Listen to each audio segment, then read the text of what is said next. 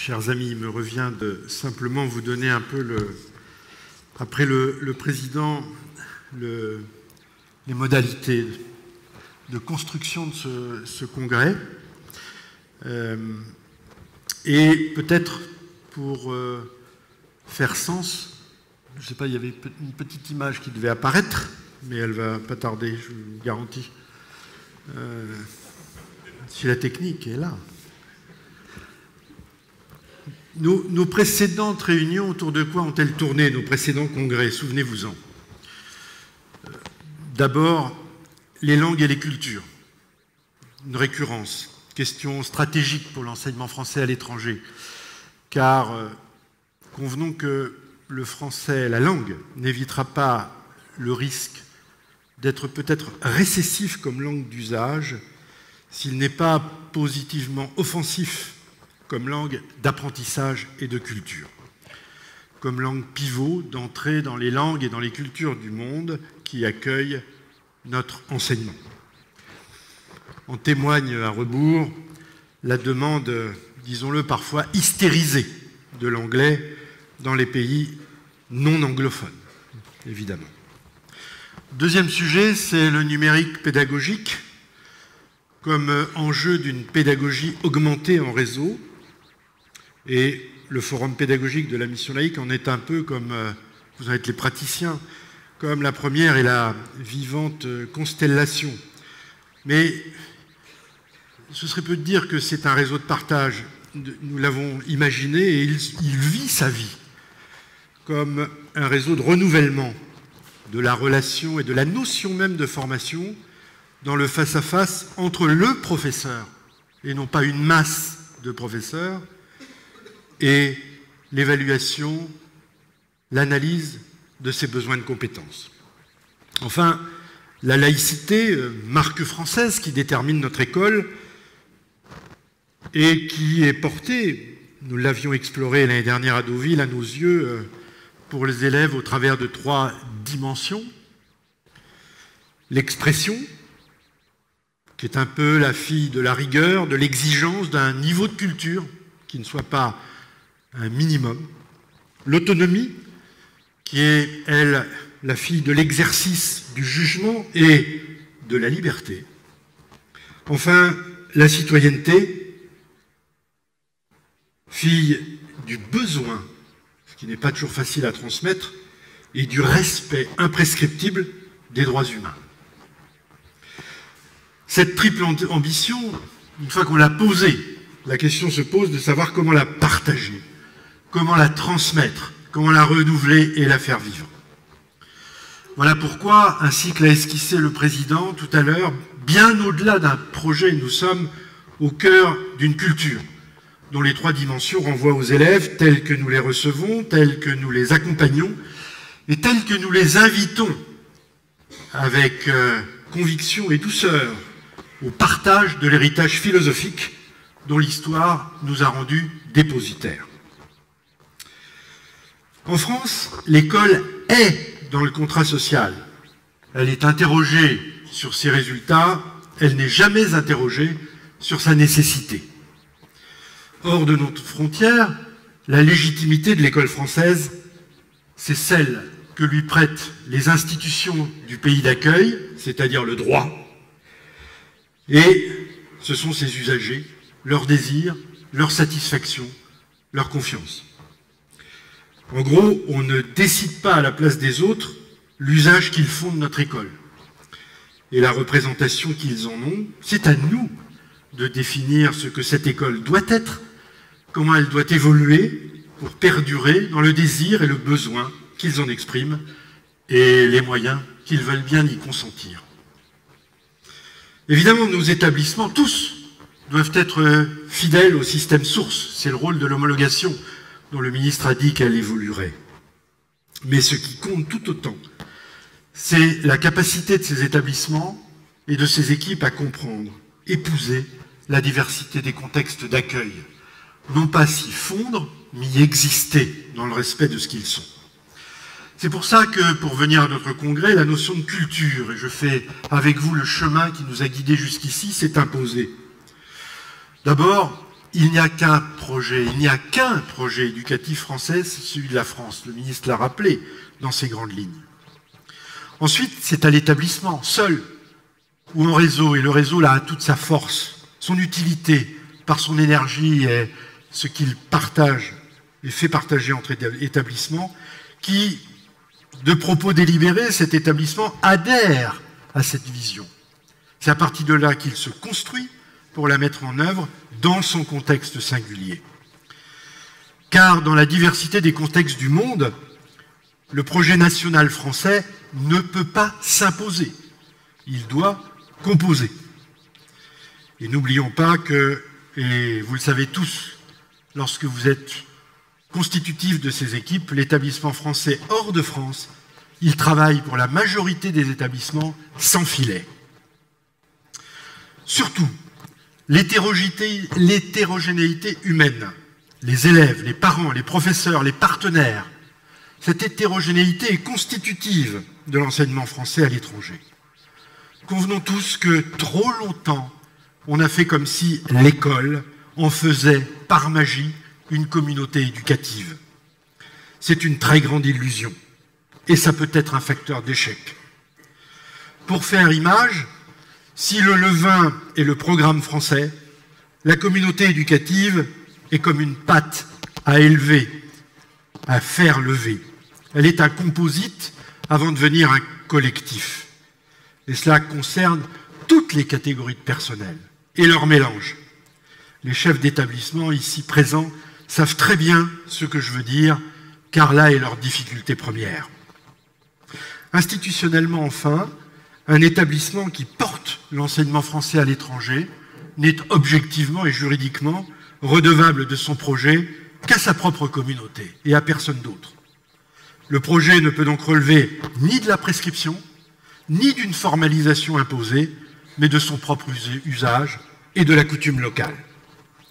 Tout cela montre la grande différence entre l'enseignement français dans les murs et hors les murs.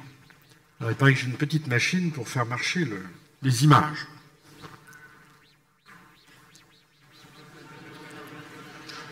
Voilà.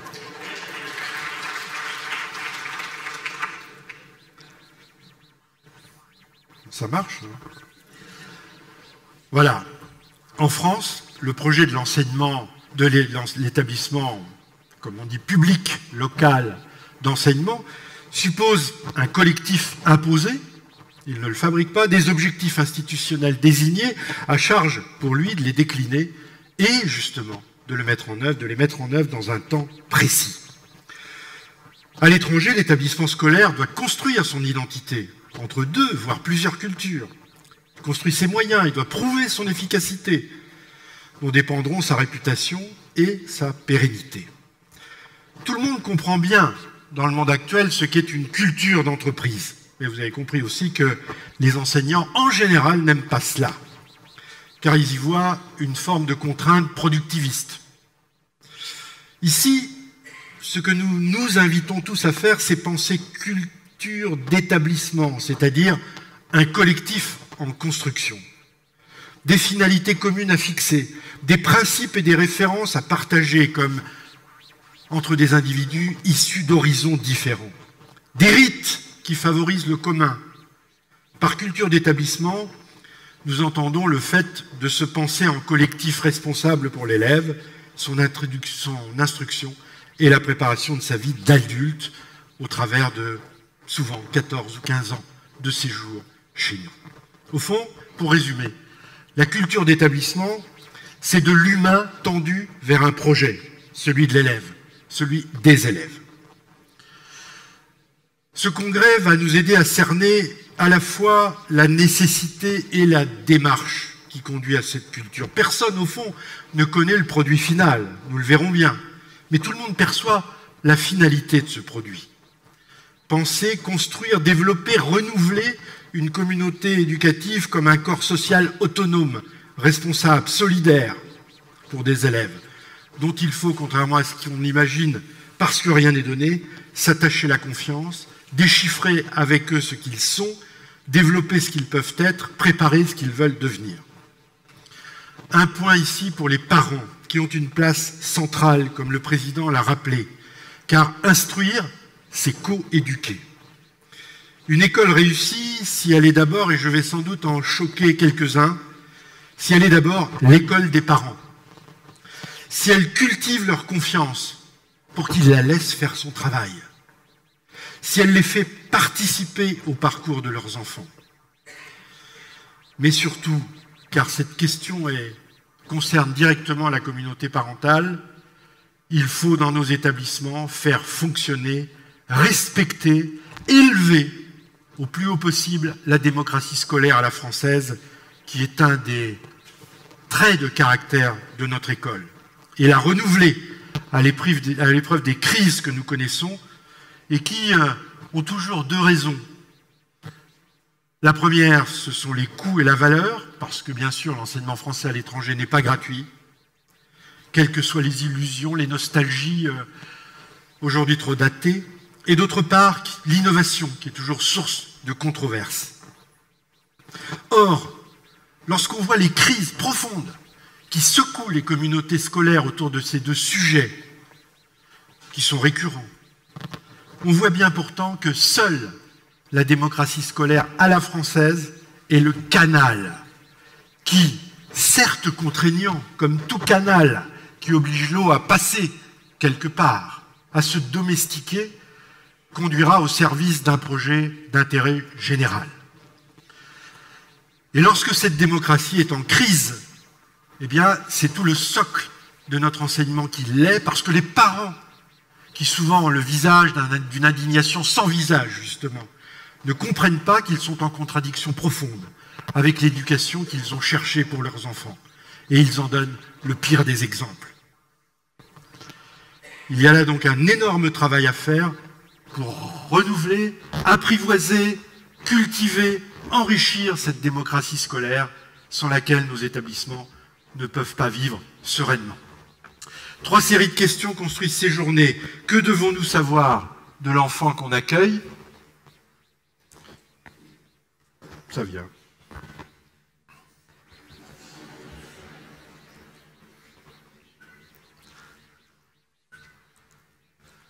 Voilà. Comment construire un collectif apprenant autour de l'élève? Je ne suis pas venu facilement à cette expression de collectif apprenant, mais on voit bien ce que ça veut dire, qui apprenne de lui pour mieux lui apprendre. Et comment enfin créer les conditions d'une culture commune qui constitue la condition d'une éducation efficace. Et donc, question, qu'est-ce qu'une éducation efficace? Alors ce congrès est organisé autour de communication, de chercheurs, de praticiens à qui nous rendons hommage et que nous remercions pour leur disponibilité, leur enthousiasme pour le sujet. Ils nous proposeront des clés, à nous ensuite, à vous ensuite, de construire ce que peut être un parcours vers une culture d'établissement. Et puis il y a beaucoup d'échanges entre nous, beaucoup d'interactions avec des panels qui vous représentent et qui non pas rebondiront obligatoirement sur les communications faites, mais peut-être suggéreront de nouvelles pistes. Il y aura des intercalaires qui viennent de vos établissements, avec des pratiques, des paroles d'élèves, de la musique même. Il y aura des interférences pour ressaisir le tout. Et je tenterai avec Ronald Canuel, que vous connaissez bien, parce que nous nous sommes exercés à cela l'année dernière, non pas de conclure, mais de réunir les fils de cette toile de Pénélope. Et puis, vous aurez des intervalles pour souffler un peu. Pas beaucoup, mais un peu. Entre les deux congrès, c'est ainsi que je terminerai, la réflexion se déplacera dans les établissements. Et d'ailleurs, notre grand plaisir, et c'est peut-être le premier congrès qui est ainsi fait, c'est déjà en cours. Nous l'avons constaté, aucune des conférences d'orientation stratégique que nous réunissons chaque année n'a fait l'impasse sur la culture d'établissement, le terme, son sens, comme si déjà vous étiez dedans. Merci à toutes et à tous.